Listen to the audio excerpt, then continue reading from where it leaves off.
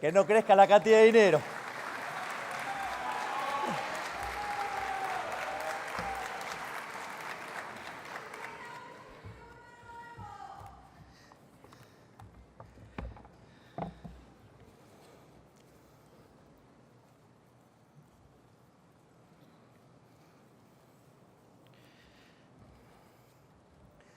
Diputados y senadores del Congreso de la Nación, gobernadores, ministros de la Corte Suprema de Justicia, embajadores, estimados miembros del Gabinete Nacional y a todos los argentinos que nos están escuchando desde sus hogares, buenas noches.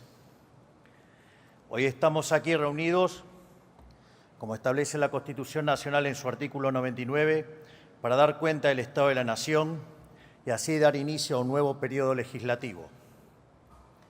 Debo decir que miro hacia atrás a lo que fue nuestro primer discurso del Estado de la Nación e indudablemente podemos afirmar que hoy el país es radicalmente distinto a lo que era hace tan solo un año. Pero antes de hacer un balance acerca de lo que ha sido este primer año de gestión de la nueva administración, quiero hacer una breve reflexión. Probablemente la sociedad argentina sea una de las más familiarizadas con la frustración política de la historia moderna. Para sintetizar esta idea en un número impalpable, somos un país en donde la pobreza se multiplicó por 10 entre 1974 y fines de 2023. Para tener una idea, desde la década del 70 hasta acá, el mundo bajó la pobreza del 50% al 10%. Y nosotros del 5 la llevamos al 50, una verdadera aberración fruto de la casta política. Eso quiere decir que la única experiencia que tuvieron los argentinos a lo largo de la mayoría de sus vidas fue una senda de deterioro de su poder adquisitivo, una larga agonía con pequeños intervalos de crecimiento, rápidamente frustrado por brutos masazos de realidad. Es natural que después de tantas décadas transitando esta espiral de empobrecimiento, para una gran mayoría la decadencia se sienta como una fatal e inescapable situación o una dolencia crónica a la que uno amargamente se acostumbra. Por programas económicos insostenibles y por infinitas promesas incumplidas, cada nueva experiencia política ha traído más frustración que la anterior. Por eso se habla de la ciclotimia política argentina. Nos ilusionamos con un cambio, chocamos, nos desencantamos y el ciclo comienza nuevamente, borrando con el codo lo escrito con la mano. Que se quede tranquila que no lo vamos a repetir, vas a crecer en libertad.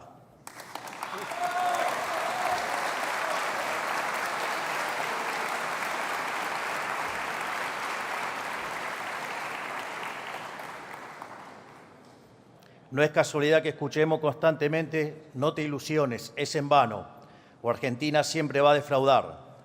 Tampoco es casualidad que las últimas elecciones las haya ganado el primer presidente liberal libertario, un completo outsider del sistema. Es algo que jamás hubiese ocurrido si los políticos tradicionales hubiesen mejorado nuestras vidas. La Argentina, durante 100 años, giró como una calecita en un sendero decreciente, dando vueltas sobre su propio eje y erosionando en cada vuelta su economía, su credibilidad y la calidad de vida de sus ciudadanos. ¿Y por qué fallaron todos nuestros intentos de salir?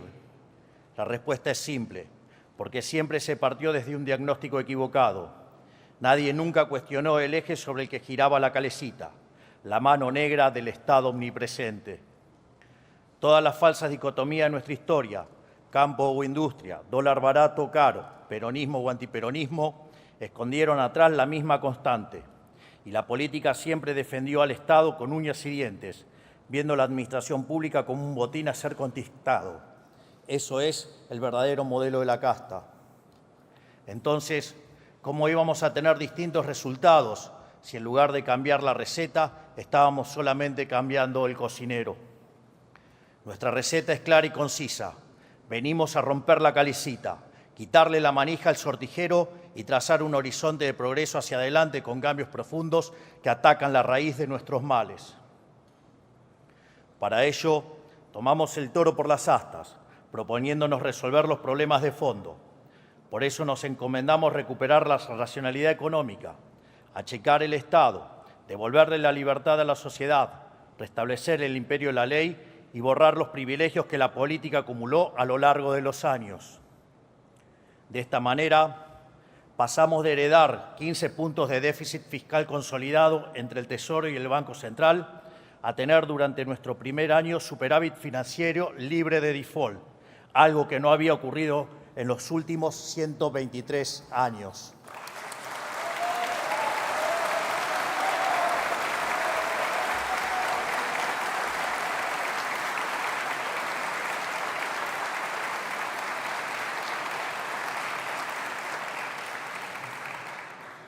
En paralelo a la disciplina fiscal, le aplicamos un torniquete a la emisión monetaria y gracias a estas dos anclas hemos reducido la inflación de una manera sin precedentes, incluso a una velocidad más rápida que la propia convertibilidad, que hasta el día de hoy era el programa de estabilización más exitoso de nuestra historia.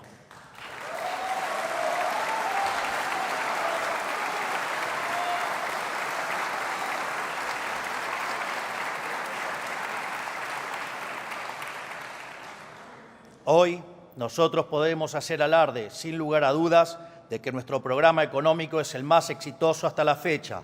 Solo para ejemplificar con números, el índice de inflación mayorista cuando asumimos que anualizado daba 17.000%, mientras que el mismo índice anualizado para el último registro fue de 19% anual.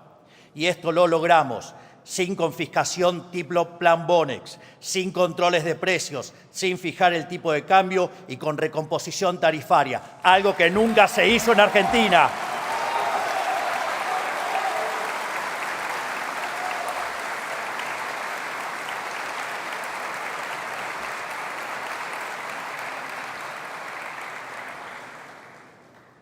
Gracias a quitarle a la política el poder de regular los precios a su antojo, logramos solucionar problemas de desabastecimiento de sectores claves como el de los combustibles y pudimos corregir el enorme problema de precios relativos que nos dejaron.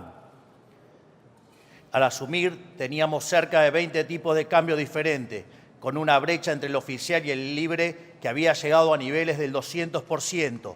Hoy la brecha se encuentra en valores inferiores al 15%.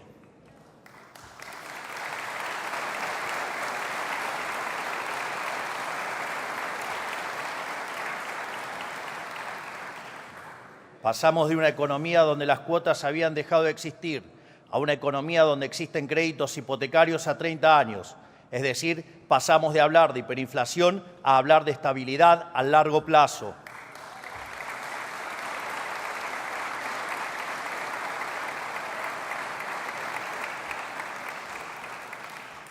En el camino eliminamos y redujimos impuestos y aranceles de distinto tipo. El señoriaje, esto es, la emisión de dinero para financiar el déficit que se traducía en inflación y que le robaba a los argentinos 15 puntos del PBI. El impuesto país, las retenciones a las exportaciones de manera definitiva para las economías regionales y de manera transitoria para los productos tradicionales que tarde o temprano las vamos a terminar de eliminar.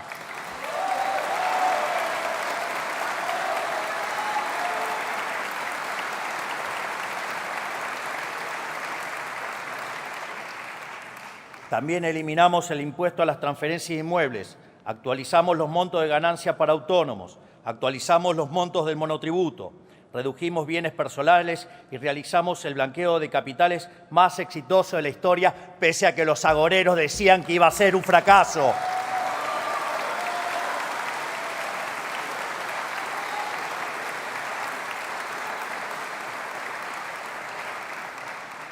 Además, redujimos aranceles a una gran cantidad de importaciones, eliminamos impuestos externos para la compra y venta de autos y redujimos derechos de importación para autos eléctricos e híbridos.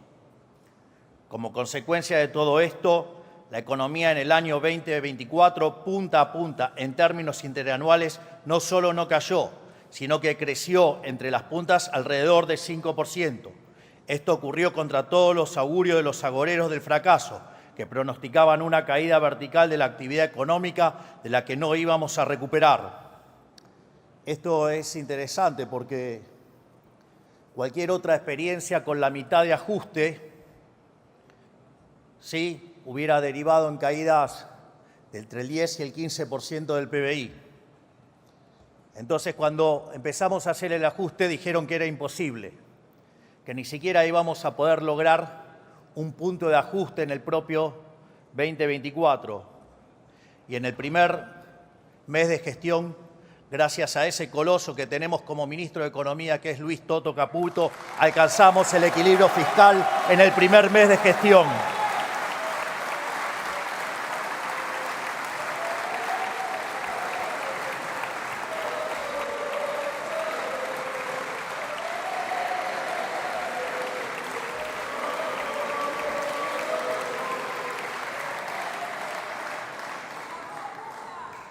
Después dijeron que era transitorio, que no lo íbamos a poder sostener. Y cuando con el correr de los meses veían que el equilibrio fiscal seguía, empezaron que igual no íbamos a poder bajar la inflación, que se iba a estacionar en el 30 y bajó, que se iba a estacionar en el 20 y bajó, que se iba a estacionar en el 8 y bajó, que se iba a estacionalizar en el 4 y bajó, y seguimos haciendo que la inflación baje.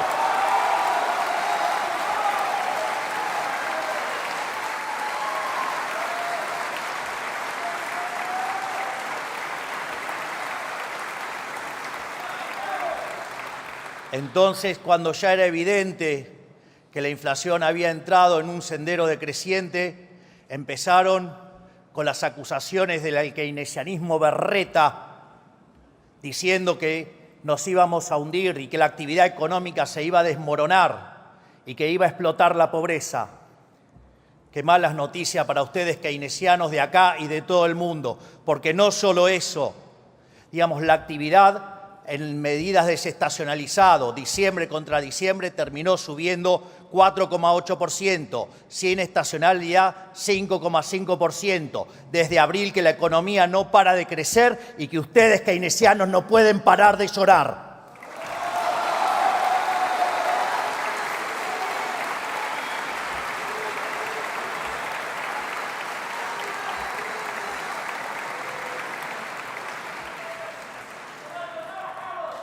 Cuando hablaban de caídas sin final, de la L y de la pipita de Nike suave, fue en B corta, aunque les duela a los del Frente para la Victoria, no sé cómo se llamen ahora, la Unión por la Plata, no sé.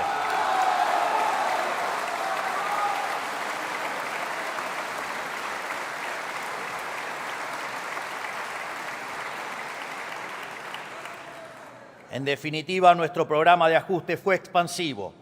Fue expansivo porque, tal como dijimos durante la campaña, la gran mayoría del ajuste recayó sobre el sector público y no sobre el sector privado, al que le devolvimos cerca de 15 puntos del PBI al eliminar el déficit fiscal.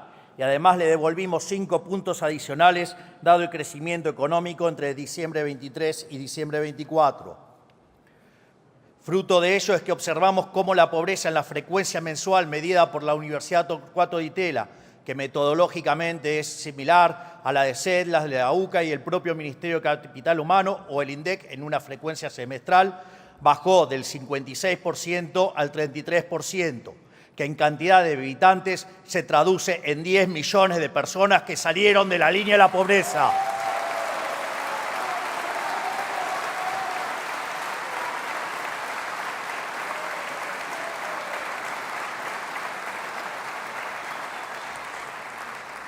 En definitiva, ajustar a la política no solo no es recesivo, es expansivo y elimina la pobreza. ¿Quieren terminar con la pobreza? ¡Terminen con el curro de la política!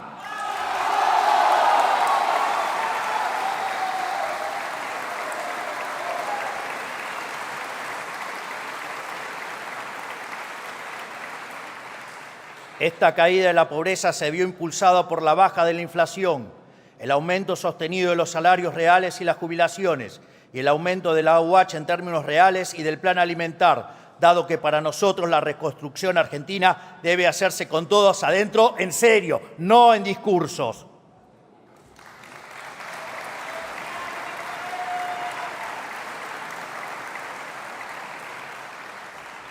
Porque aunque aunque necesitar de la asistencia social sea una tragedia, es necesario señalar que los que fueron relegados durante décadas son las víctimas del sistema y no los victimarios.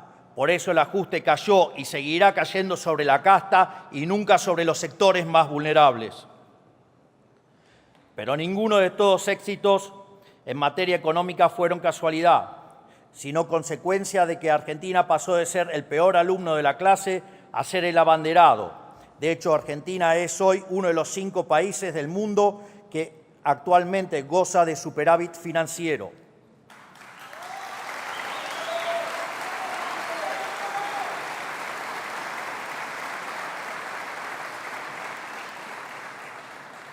Eso explica también que los vaivenes históricos del prime time televisivo no redunden en cimbronazos económicos para decepción de políticos mezquinos y mandriles. Cuando los fundamentos del programa se mantienen, el ruido de la coyuntura no es otra cosa que eso, solo ruido. Al mismo tiempo, nos propusimos achicar el Estado de manera absoluta. Así fue como cerramos más de 200 áreas del Poder Ejecutivo con funciones duplicadas u obsoletas y echamos a más de 40.000 empleados públicos cuyos sueldos cargaban sobre las ya castigadas espaldas del sector privado. Para ver la ridiculez del Estado presente y las aberraciones que hicieron para estafar a los argentinos con el Estado, tomé uno de los tantos ejemplos que tenemos para contar, que es, por ejemplo, el de la agencia de viajes. Entonces, teníamos dirección de agencia de viajes. Además, teníamos dirección de control de agencia de viajes. Y además teníamos dirección de registro de agencia de viajes. Un escándalo, todo armado para estafar a los argentinos de bien en favor de la casta política.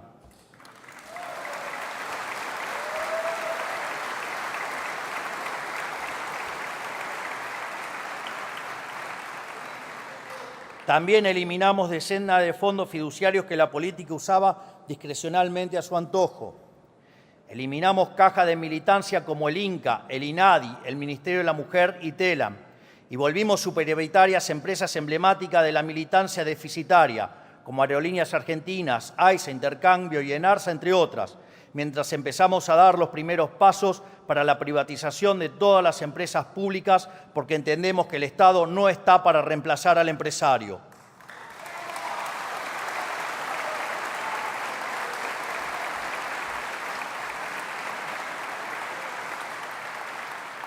Además, eliminamos la obra pública, que era uno de los curros más grandes de la política. Y aquí también quiero dejar en claro una de las grandes falacias y mentiras de la política para con la gente, cuando dicen esa mentira de que la obra pública genera trabajo. Le digo a los argentinos de bien que eso es falso. Es falso. Porque las obras públicas hay que financiarlas y se financian con impuestos, ya sea impuestos explícitos o con emisión monetaria que deriva después en el impuesto inflacionario o con deuda, esa inmoralidad que castiga a las generaciones futuras. Por lo tanto, cuando se financia la obra pública, se quita capacidad de demanda en otros sectores y el empleo que se crea con la obra pública es empleo que se destruyó en otras áreas de la economía, áreas donde sí la gente quería gastar y no estas cosas de prepo hechas por el Estado que solo benefician a aquellos que la ejecutan y a nada a los argentinos de bien. Por lo tanto, espero que por lo menos del debate público, después de quedar claro esto, erradiquemos esa mentira de que la obra pública no genera puestos de trabajo. La obra pública genera impuestos.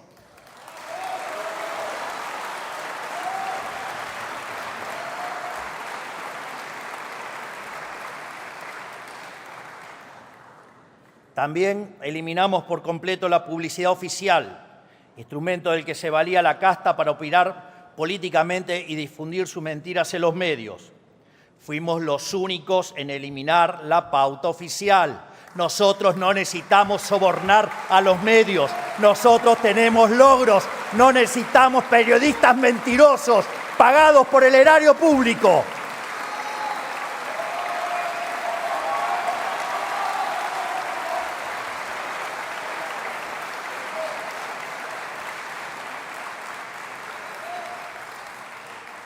Le quitamos potestades ridículas al Estado que nunca se le debieron haber concedido.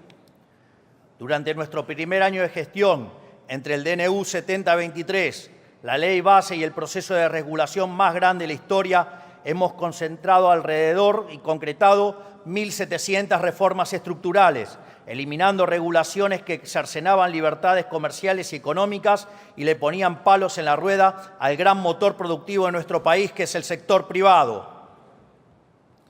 Acá también quiero hacer un ejemplo que ese maravilloso y superlativo ministro que tengo, que es el ministro de Regulación, el doctor Federico Sturzenegger,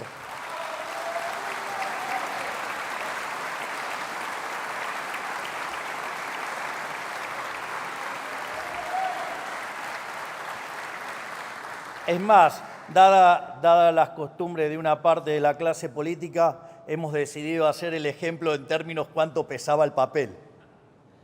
Entonces, por ejemplo, en el caso de las regulaciones para las frutas, las regulaciones que teníamos pesaban 1.600 gramos. Hoy, con el accionar de Federico Sturzenegger, esas regulaciones han caído a 80 gramos, es decir, cayeron en un 95%.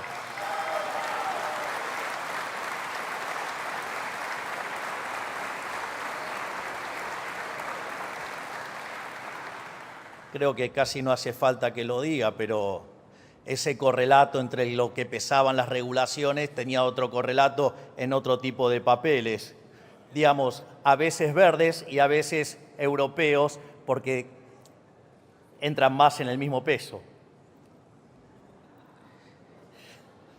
Gracias a ello logramos desregular 30 mercados que hoy son más libres, como por ejemplo el transporte aerocomercial, que el mes pasado tuvo un récord histórico, con más de 4,5 millones de pasajeros transportados, superando en demasía el anterior registro que fue en el año 2019, la revolución de los aviones, pero recargada.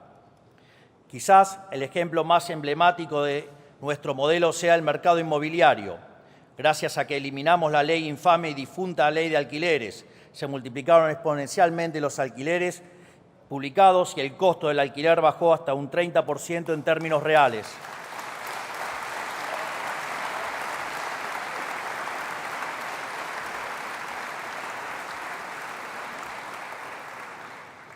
En materia de capital humano, eliminamos el curro de los gerentes de la pobreza, quitándole el poder de extorsión a un grupo de piqueteros sinvergüenzas que obligaban a los más necesitados a marchar por sus propias causas bajo amenaza de robarles la asistencia social.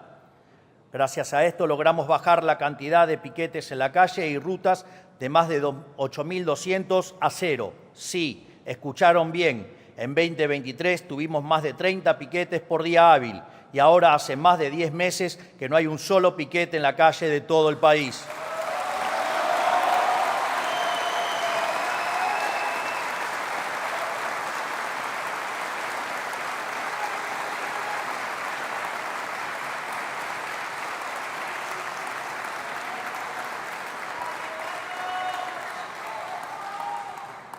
En materia de seguridad nacional, bajo el liderazgo de la doctora Bullrich, durante 2024 vimos el índice de homicidio más bajo de los últimos 25 años, habiéndolo bajado 11 puntos en comparación a 2023, es decir, que tuvimos el índice de homicidios más bajo de Sudamérica.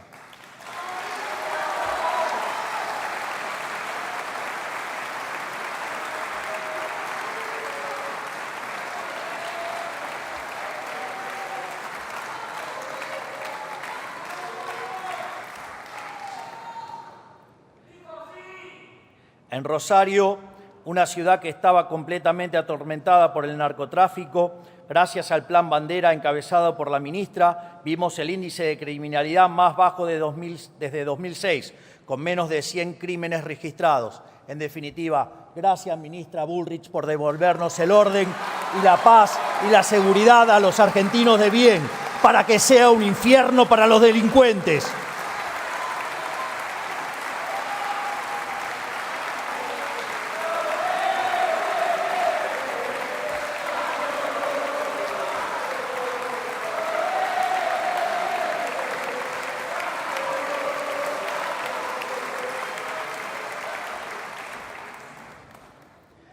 También aprobamos los proyectos de reiterancia y reincidencia, junto a la ley de antimafias, para fortalecer un principio universal que durante tanto tiempo estuvo olvidado en estas tierras: el que las hace, las paga.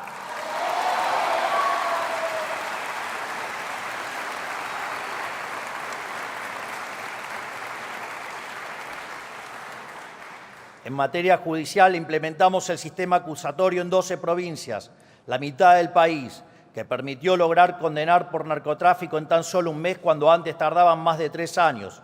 A su vez, estamos impulsando el juicio por jurados, una de las reformas que nos debíamos desde la fundación del país para que la vida, la libertad y la propiedad de los argentinos dependan en última instancia de la decisión de sus conciudadanos y no de un juez, eliminando así el último vestigio de poder monárquico en la justicia.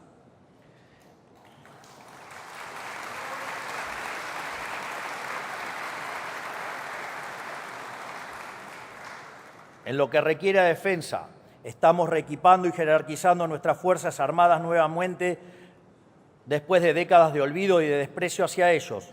Tan solo esta semana llegó el primero de los 24 F-16 que compró nuestra administración, la adquisición de armamentos más importante de los últimos 40 años.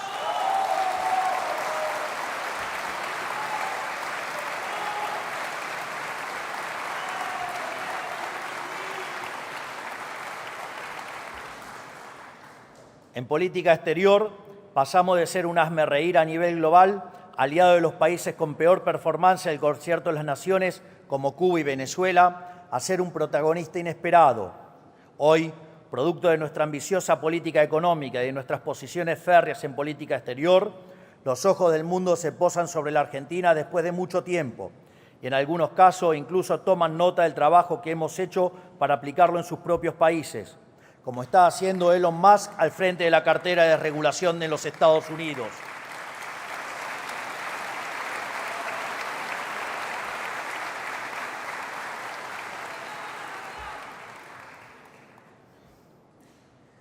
No es menor lo de Elon con la motosierra. La motosierra hoy es un símbolo de cambio de época y el inicio de una nueva era dorada para la humanidad, pero esta vez, en vez de ir a contramano del mundo, Argentina está a la vanguardia del mundo.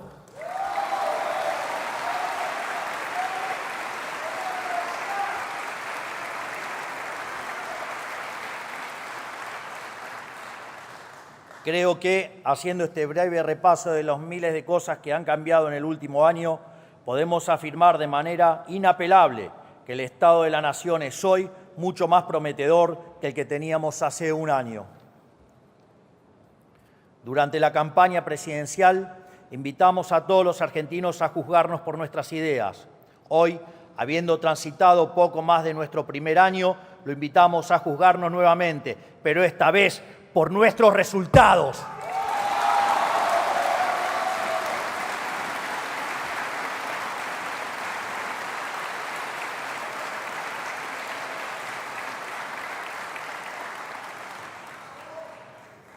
Esto es sumamente importante, porque si la resignación argentina es producto de las promesas incumplidas, su redención dependerá de que cumplamos nuestra palabra, y lo vamos a hacer a rajatabla.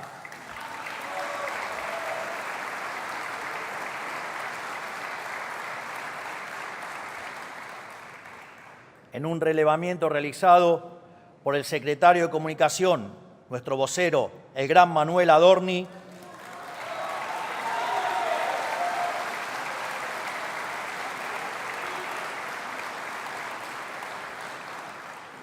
hemos concluido que en nuestro primer año de gestión, es decir, 25% del tiempo de nuestro mandato, ya hemos cumplido o estamos cumpliendo más del 75% de nuestras promesas, algo inédito en la historia argentina.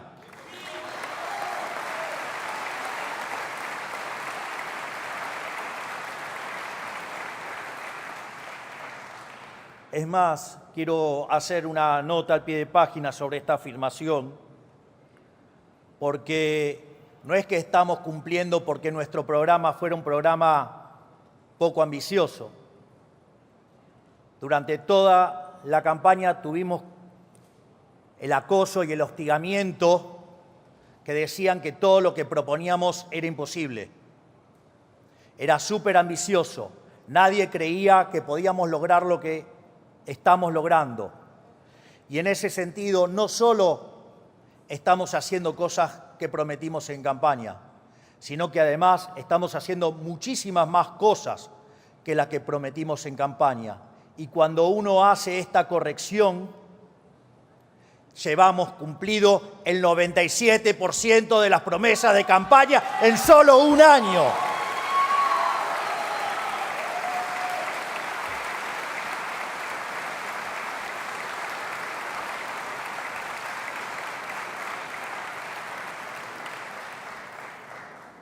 Y es por ello que quiero hacer un alto en el discurso, porque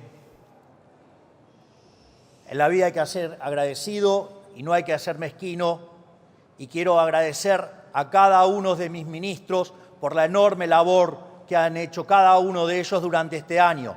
Quiero dar las gracias al doctor Guillermo Francos, a Toto Caputo, a Santiago Bausili, a Patricia Bullrich, a Sandra Petovelo, a Federico Sturzenegger, a Luis Petri, a Mariano Cunio Libarona, a Mario Lugones, a Gerardo Huerten, a Manuel Adorni y Karina Milei por permitirme liderar el mejor gobierno de la historia argentina.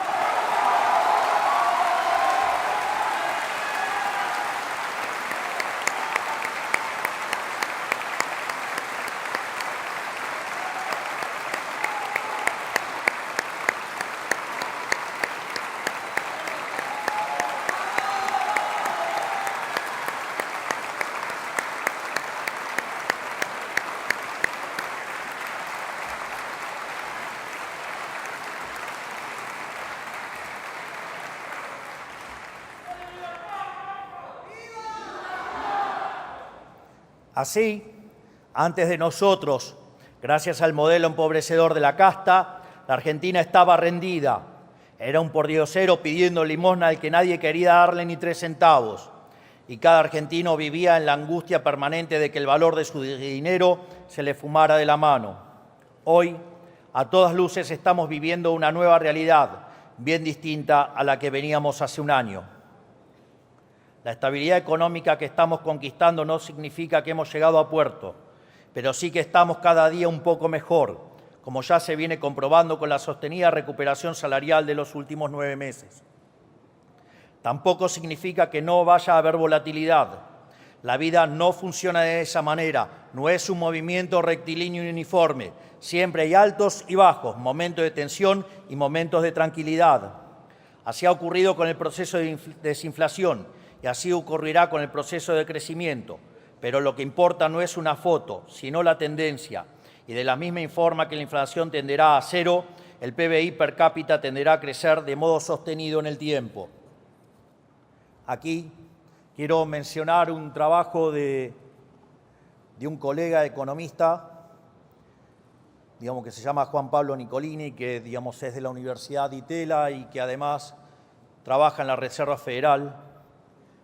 Y en un trabajo que hizo sobre política fiscal y crecimiento económico, demuestra que alcanzar el equilibrio en la línea financiera, como lo hace Argentina, implica que Argentina tiene por delante una tasa de crecimiento sostenido del PBI per cápita del 4,5%.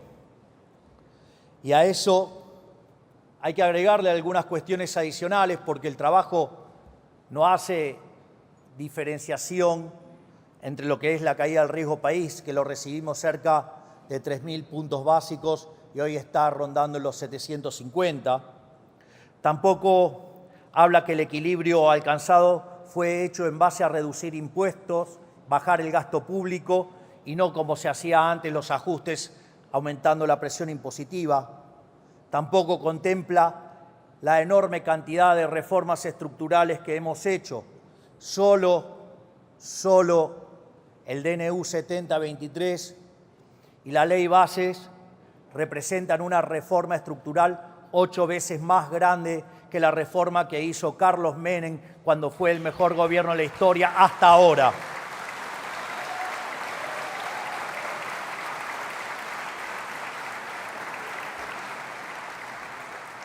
Imagínense si además sumamos las 900 regulaciones que Federico Sturzenegger eliminó en el camino, si sumamos el RIGI y si asumimos también, digamos, que estamos terminando con la distorsión que genera la inflación.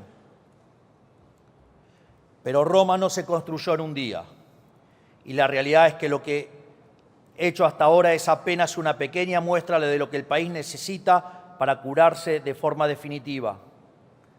Para lograr ese objetivo necesitamos tener un modelo sustentable en el tiempo, un ordenamiento jurídico que proteja el fruto del esfuerzo de cada argentino y un modelo institucional acorde al país con ambición de grandeza. Por eso necesitamos seguir llevando a cabo innumerable cantidad de reformas de fondo. El único camino para reconstruir la Argentina es el del reformismo permanente.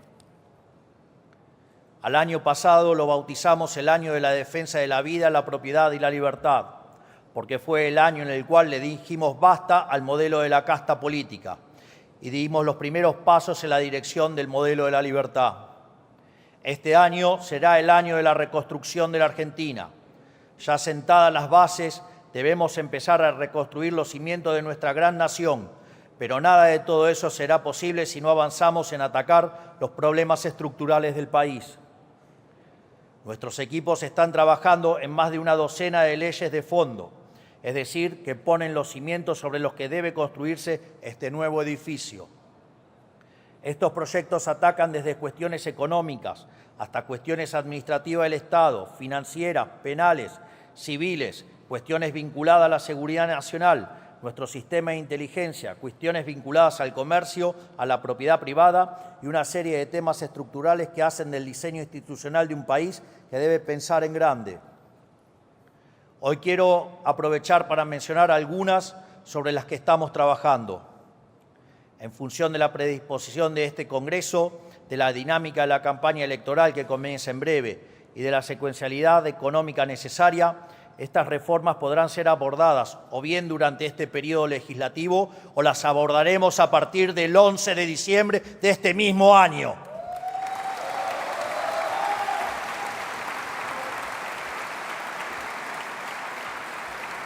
Imagino que esta zona se va a poner un poquito más violeta.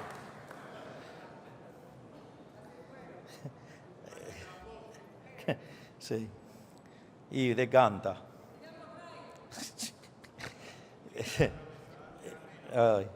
Si queremos verdaderamente ser una potencia, la primera asignatura sobre la que debemos avanzar es en desterrar la inflación para siempre, que ya no dependa de que venga una persona con la convicción de hacer lo correcto, sino en convertir en ley una verdad incuestionable de la economía argentina.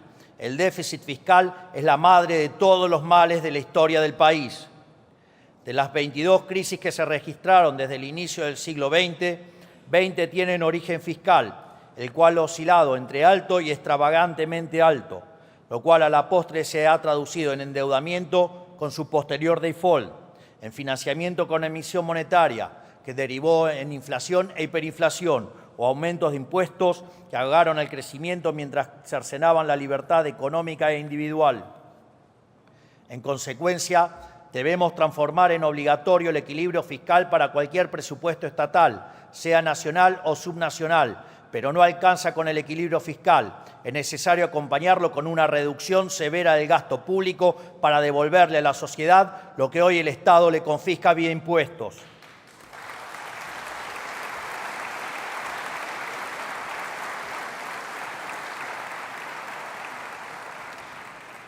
Por eso debemos establecer también una meta fiscal para que en el 2027 el gasto público consolidado de Argentina sea de 25 puntos del PBI como máximo, tal como nos comprometimos todos en el Pacto de Mayo, donde tanto el Estado Nacional como las provincias y los municipios tendrán que cumplir su parte. Porque cuanto menor sea el tamaño del Estado, habrá mayor libertad económica, mayor crecimiento económico, mayor ingreso per cápita y, por ende, menos pobres en la Argentina. Es decir, el verdadero trade-off es entre si estamos dispuestos a aceptar más gasto público para tener más pobres. Yo prefiero achicar el Estado y que haya menos pobres en la Argentina.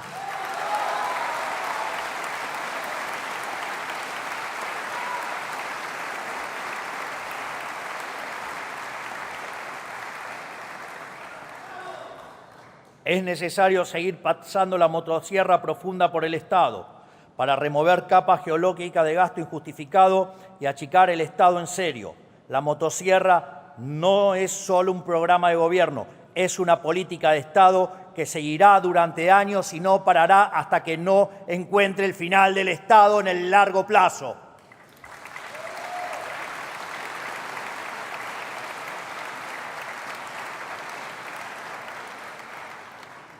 Hay que revisar área por área del Estado y ninguna es más importante que privatizar las empresas públicas, porque aunque hoy sean superioritarias por primera vez después de 15 años, no dejan de ser una carga para el sector privado.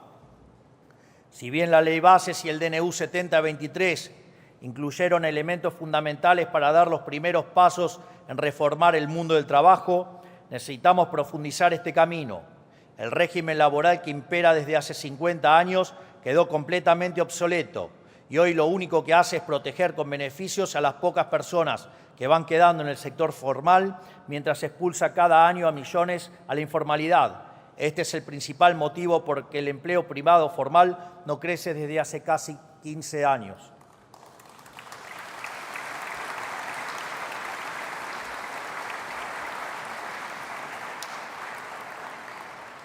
En este sentido, solo con un mercado laboral dinámico que genere empleo formal podremos aspirar a tener el sistema previsional sustentable que décadas de desmanejo arruinaron.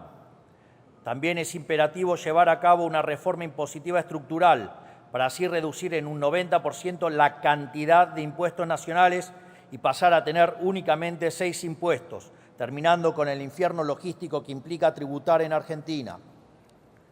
Sumado a eso, el espíritu de la reforma en la que estamos trabajando es brindarle autonomía fiscal a las provincias en los impuestos que hoy recauda el Estado Nacional en su nombre. De este modo, el Estado Nacional establecerá un piso mínimo para cada impuesto sustancialmente inferior al total actual y luego las provincias podrán elevarlo a su criterio, lo que indudablemente generará una competencia fiscal entre las provincias que dinamizará así sus economías. Del mismo modo, necesitamos devolverle a los argentinos la libertad de comerciar con quienes deseen, para que bienes y servicios ingresen al mercado local y así cada uno pueda comprar libremente productos de mejor calidad a mejor precio. Durante décadas, bajo la premisa de proteger un puñado de puestos de trabajo, se le encareció deliberadamente el costo de vida a millones de argentinos, en muchos casos forzándolos incluso a adquirir bienes de dudosa calidad a precios completamente distorsionados. No es justo que solo quienes pueden pagarse un viaje al exterior puedan comprar lo que deseen a precio internacional. Tiene que ser para todos. Abrir los mercados también le abrirá las puertas del mundo a las empresas argentinas para que puedan salir a vender nuestros productos a 8.000 millones de personas en un contexto internacional donde lo que la Argentina tiene para ofrecer será muy requerido. También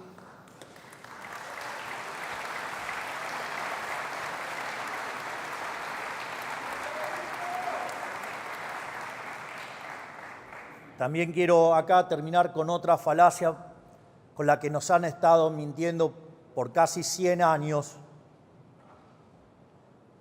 y que es el tema de la industria infante, un infante que por lo menos tiene 90 años ya, o digamos de proteger la industria X porque genera puestos de trabajo.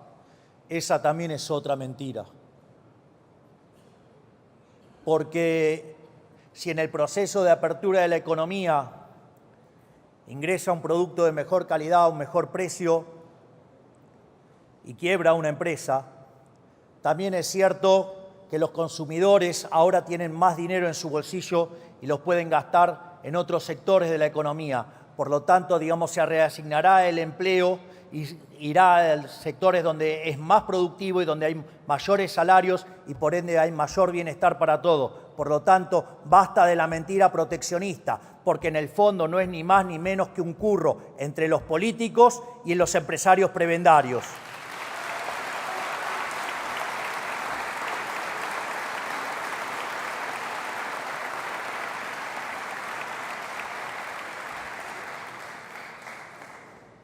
El primer paso en este sendero es la oportunidad histórica que tenemos para entablar un acuerdo comercial con Estados Unidos. Una oportunidad que ya se nos presentó hace 20 años y dejamos pasar, desaprovechando el último gran boom de crecimiento que vio el planeta. Pero para aprovechar esta oportunidad histórica que se nos vuelve a presentar, es necesario estar dispuesto a flexibilizar o incluso, llegando el caso, a salir del Mercosur, que lo único que logró desde su creación es enriquecer a los grandes industriales brasileros a costa de empobrecer a los argentinos.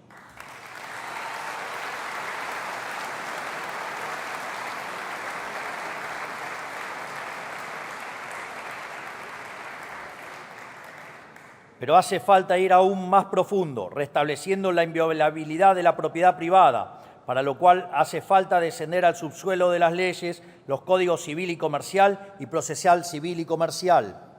Urge devolverle la libertad de asociación a todos los argentinos, reduciendo las prerrogativas de Estado y aumentando las de cada ciudadano.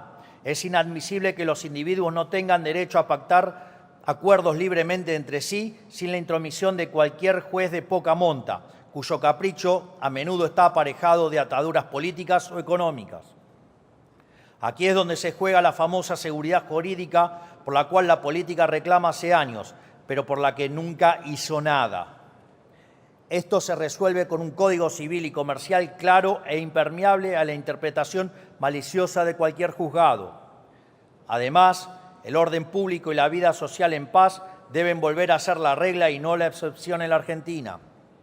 Actualmente tenemos un sistema judicial y un código penal repleto de grietas por los que se coló el virus del antipunitivismo, que además de estar moralmente mal, demostró su estrepitoso fracaso. Lo vimos esta semana en la trágica noticia del asesinato de Kim Gómez, una nena de tan solo 7 años que fue brutalmente asesinada. Quiero expresar mis condolencias para con su familia y asegurarles que tienen el compromiso de este presidente para luchar incansablemente contra el flagelo de la inseguridad.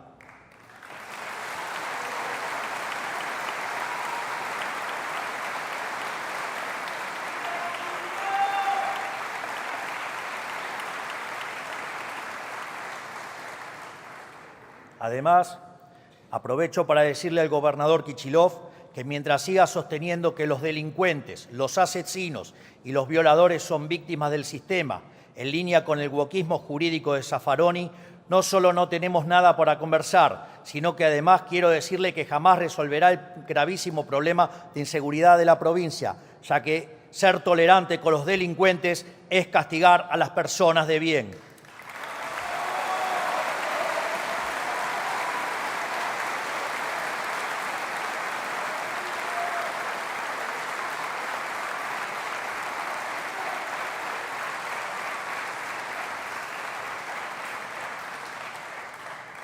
Si quiere resolver el problema, tiene 2 alternativas: abandonar esa visión abolicionista y castigar a los criminales, o correrse del camino y dejarnos resolver el problema nosotros, porque si hay algo que caracteriza a este gobierno nacional es que no nos tiembla el pulso y los problemas los arreglamos en serio.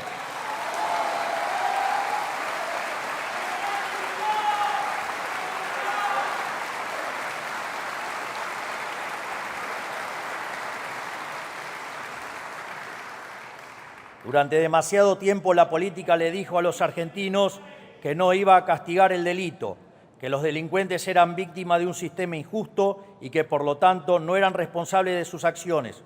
Lo único que lograron fue que para muchos delincuentes delinquir ya no tuviera costos. Lo sufren los bonaerenses todos los días. Pues bien, con los proyectos de reiterancia y reincidencia del gobierno aprobado por este Congreso, terminaremos finalmente con la puerta giratoria en la Argentina.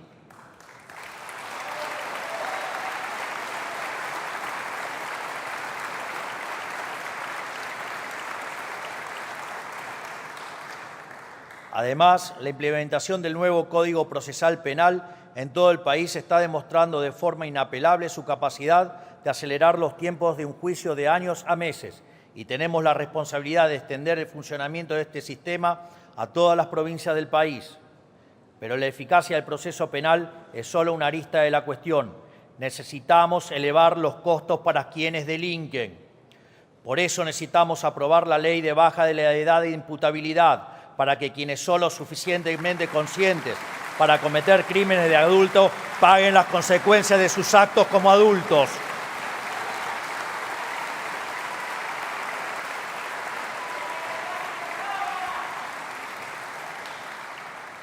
Pero lamentablemente llegará tarde, porque hoy uno de los asesinos de Kim tiene 14 años y goza de ser inimputable. No se lo puede juzgar, y el otro criminal cometió delitos siendo menor de 16 años, lo cual significa que con nuestra ley de imputabilidad no hubiera estado libre en un principio.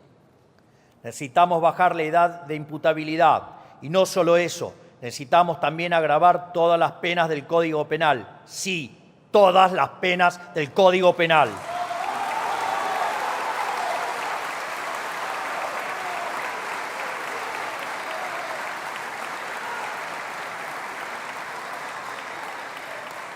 Emprendiendo así la reforma del Código Penal más importante de los últimos 100 años, algo que tiene que ocurrir en carácter de urgente. Pero el problema no se limita al crimen ordinario. El narcotráfico y el terrorismo representan un peligro claro y presente para los argentinos. Desde las ciudades tomadas por el narco hasta la tragedia de la familia Vivas, todos los días nos recuerdan que los argentinos necesitamos instrumentos para luchar contra quienes quieren atentar contra nuestras vidas. No tendremos piedad con el crimen organizado ni con el terrorismo. Para ello, la flamante ley antimafia nos permitirá meternos sin la intermediación de gobiernos locales en las madrigueras del narcotráfico. Además, estamos trabajando en una ley de seguridad nacional que le provea herramientas al Estado Nacional, a nuestro servicio de inteligencia y a nuestras fuerzas para perseguir a quienes quieren atentar contra la vida de los argentinos.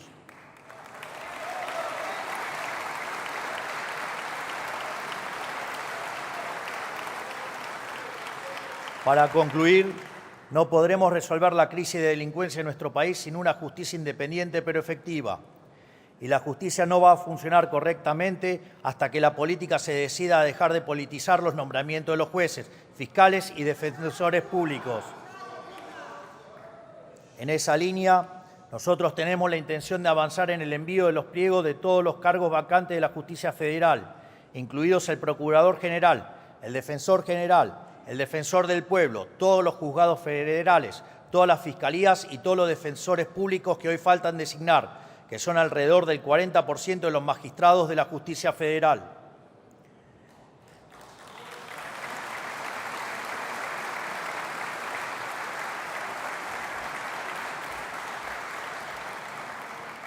Esto tiene que ser obvio para todos.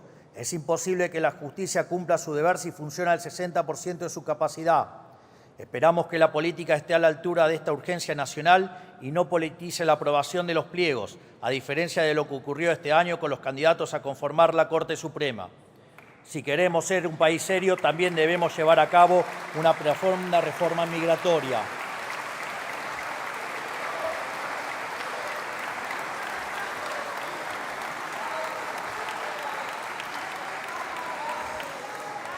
Léela, Manes, te va a hacer bien. Supuestamente vos entendés cómo funciona el cerebro y parece que no aprendiste nada. Léela bien.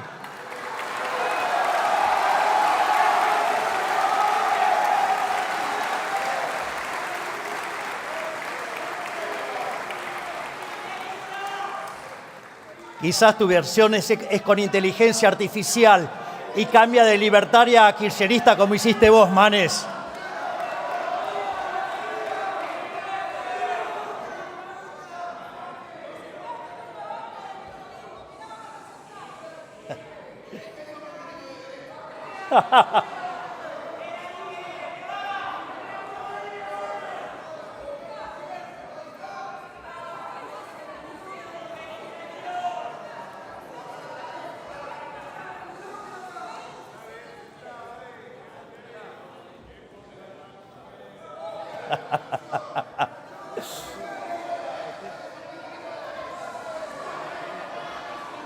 Manes, te falta mucha teoría política.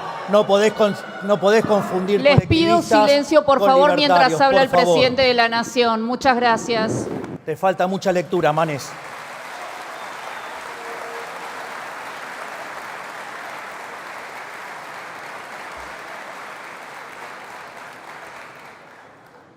Nuestra nación ha sido generosa con los inmigrantes, pero otra cosa distinta es ser tomado de tontos por nuestros vecinos o ser un centro de beneficiario pagado por el bolsillo de los argentinos. Queremos que aquellos extranjeros que estén de forma transitoria o temporaria en nuestro país tengan que pagar los servicios que utilizan.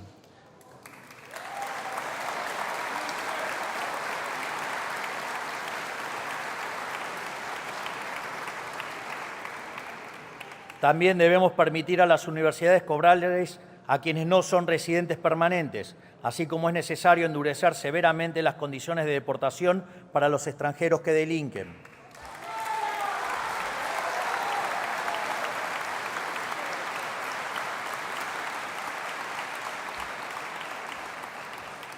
Es lo que hace cualquier país que se hace valer, y si esto necesita algún tipo de justificación es porque a lo largo del último siglo se ha vuelto costumbre la falta de respeto al pagador de impuestos. Por otra parte, tenemos que recuperar el imperio de la igualdad ante la ley, terminando con este sistema de cupos de distinto tipo que impone desde a quién emplear hasta a quién votar. Hemos llegado al punto en el que hay cupos hasta para emplear gente en medios de comunicación o para la programación de artistas en un festival. Con la supuesta justificación de proteger a ciertos grupos percibidos como oprimidos, hemos perjudicado injustamente a los demás, vulnerando la igualdad ante la ley que consagra nuestra Constitución.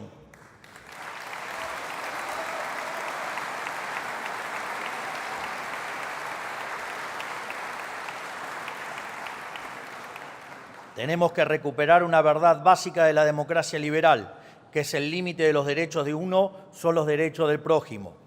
Estos son unos pocos de los tantos proyectos de reforma de fondo en los que estamos trabajando y en los que avanzaremos en la medida que la dinámica política y la secuencialidad económica lo requieran. Finalmente, pero no por eso menos importantes, para hacer realidad estos proyectos y los cambios que el pueblo argentino demanda, estamos avanzando en un acuerdo con el Fondo Monetario Internacional para poder terminar de sanear el balance del Banco Central y salir del cepo cambiario definitivamente durante este año.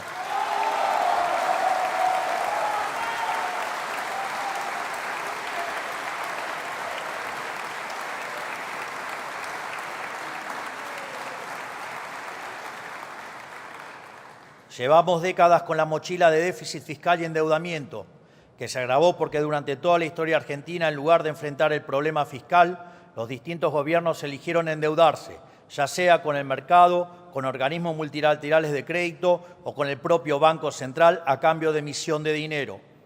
Por eso, hoy, gracias a la solvencia de nuestro programa económico, estamos en condiciones de emprender este nuevo acuerdo sin aumentar nuestra deuda bruta.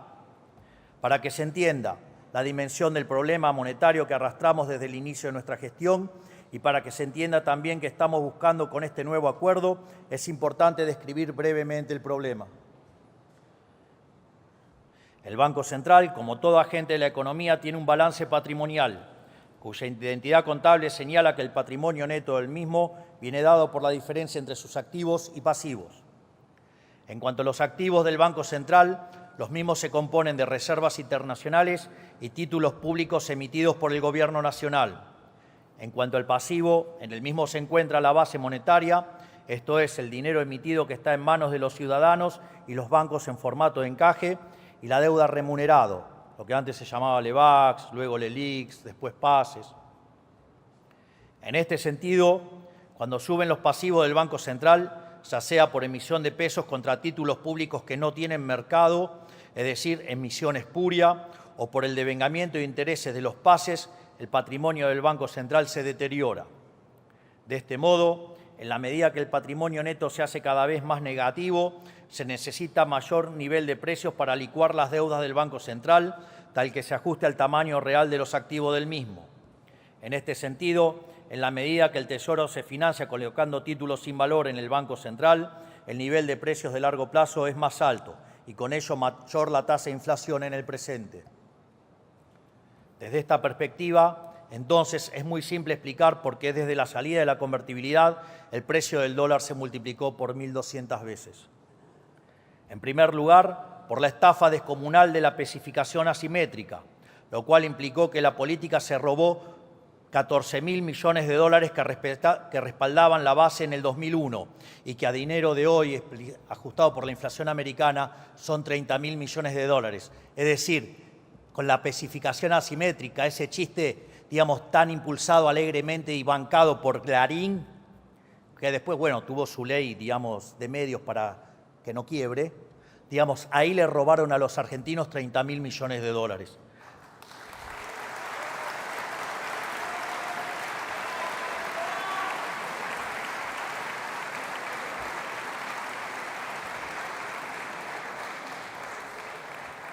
La segunda estafa fue el Fondo del Bicentenario, cuando por el capricho electoral de Cristina Fernández de Kirchner se extrajeron del Banco Central 10.000 millones de dólares, que a dinero de hoy serían 15.000 millones de dólares. O sea, ahí le robaron al Banco Central 15.000 millones de dólares, que en el fondo se lo robaron a todos los argentinos vía impuesto inflacionario. Sin embargo, el saqueo de los políticos por medio del Banco Central no se acaba con esas dos estafas monumentales, sino que a eso hay que sumar los 25.000 millones de dólares futuros en el 2015 y los 40.000 millones de las IRAs en el 2023. Esto significa que en los últimos 25 años la política vía el Banco Central le robó a los argentinos 110.000 millones de dólares. Vengan ahora a hablar de estafa piramidal, dale.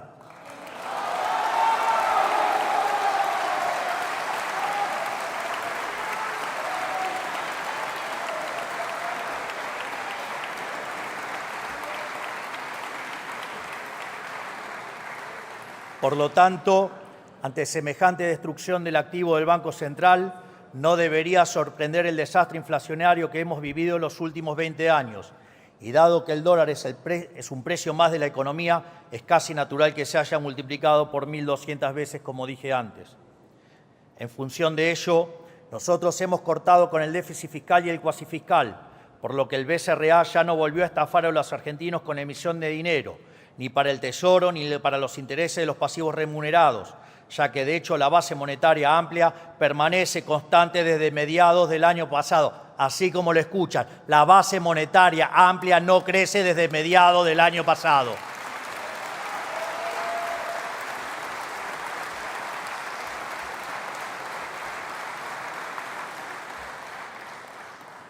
Tampoco se buscó la solución mediante la toma de deuda en el mercado, ya que la deuda consolidada de la nación bajó en 30.000 millones de dólares. Nosotros no proclamamos el desendeudamiento en palabras, lo hacemos en los hechos.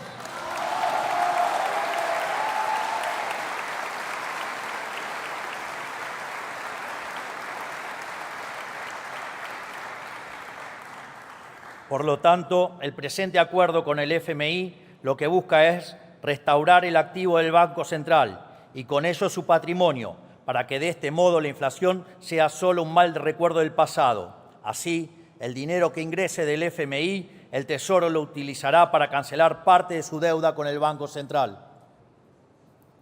Al mismo tiempo, se podría objetar que si bien la deuda bruta permanece constante, hay un cambio en el acreedor. Sin embargo, este argumento implicaría aceptar que la política está dispuesta a seguir estafando a los argentinos con la inflación. Esto es, alguien podría señalar que estamos cambiando impuestos explícitos por un impuesto implícito no legislado. Sin embargo, lo interesante aquí es que nosotros vamos a honrar nuestros compromisos y los fondos para enfrentar esta deuda surgirán de un mayor ajuste fiscal vía reducción del gasto público, de modo tal que la operación resultante en una transferencia de riqueza desde el Estado a todos los argentinos de bien, y en especial a los segmentos más vulnerables de la población, ya que ellos son los más castigados por el impuesto inflacionario.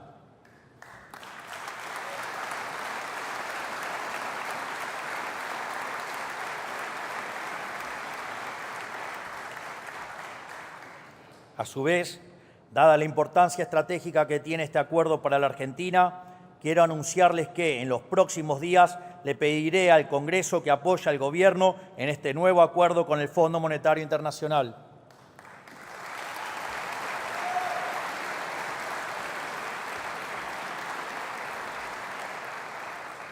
Este nuevo acuerdo nos brindará las herramientas para allanar el camino hacia un esquema cambiario más libre y eficiente para todos nuestros ciudadanos y para poder atraer mayores inversiones que se traduzcan en menor inflación, mayor crecimiento y nivel de empleo, con las consecuencias mejores salarios que implican menor cantidad de pobres e indigentes.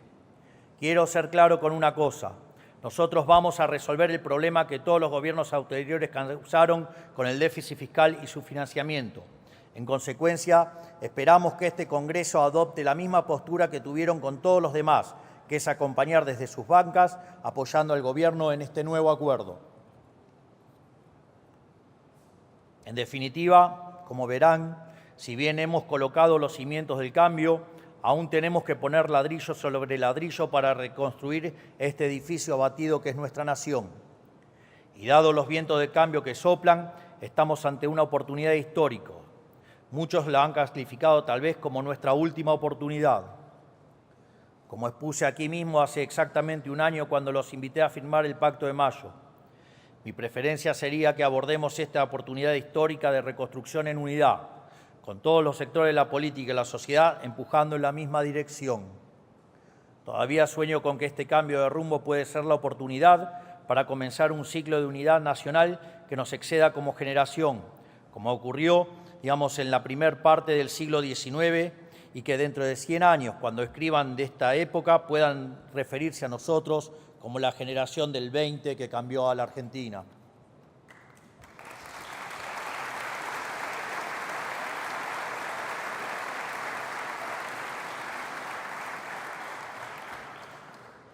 A nosotros no nos motiva el poder.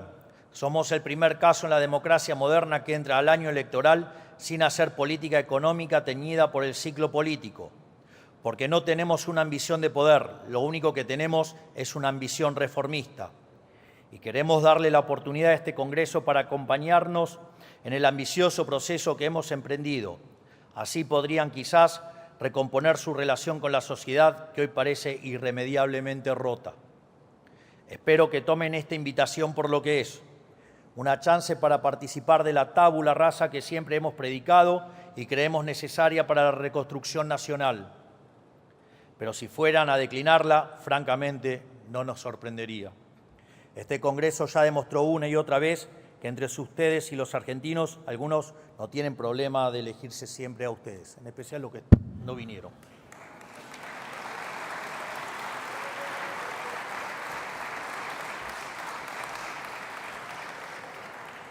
Esto es, algunos han hecho del Congreso un instrumento para defender las conquistas del Estado sobre el individuo, en vez de un instrumento para realizar los cambios profundos que el país necesita.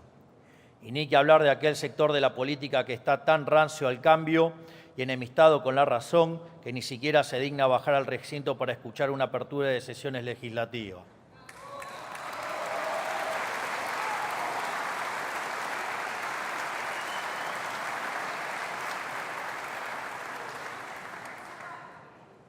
Pero si dudan aún acerca de nuestra vocación de cambio, recuerden lo que pasó el último año.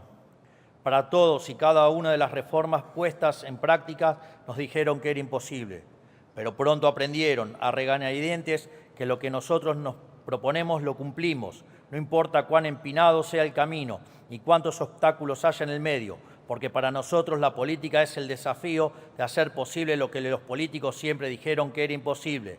Repito, para nosotros la política es el desafío de hacer posible lo que los políticos siempre dijeron que era imposible. Si no, miren lo que hicimos con el equilibrio fiscal.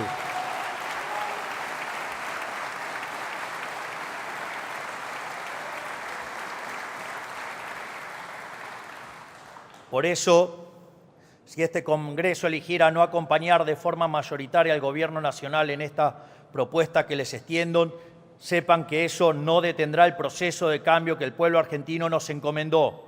Lo vamos a hacer solo, lo vamos a hacer a nuestra manera, pero tarde o temprano lo vamos a hacer, librando la batalla que haya librar en todos los frentes para lograrlo.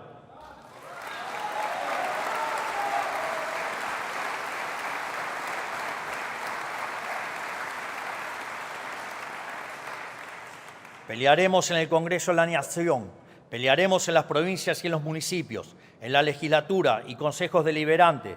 Daremos la batalla de visitante en los medios analógicos y lo haremos de local en las redes sociales. Lo haremos en la calle si así lo demanda la historia. Y nunca, pero nunca nos rendiremos. Jamás nos vamos a rendir.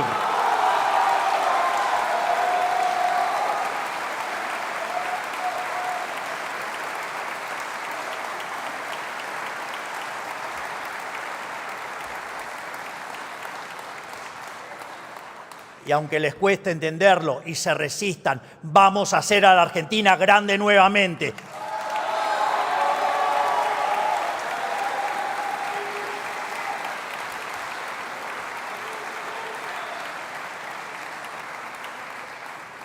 Si aceptan mi propuesta, veréis que están dispuestos a involucrarse en lo que el país necesita. Caso contrario, habrán demostrado que el único camino para cambiar el país es cambiar este Congreso.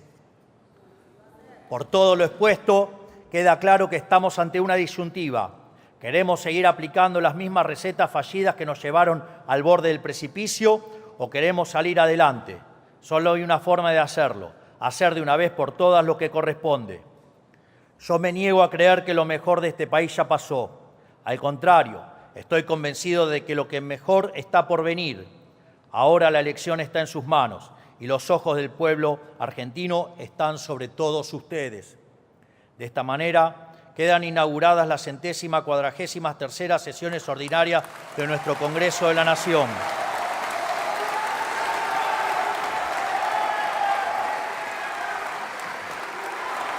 Señoras. Finalmente,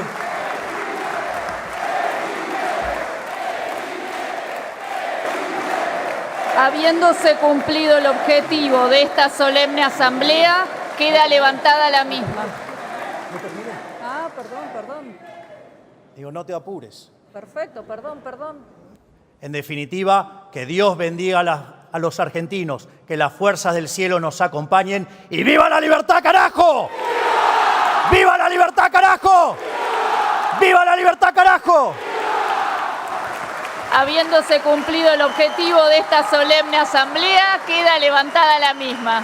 Señoras y señores, han sido las palabras del señor presidente de la Nación, doctor Javier Milei.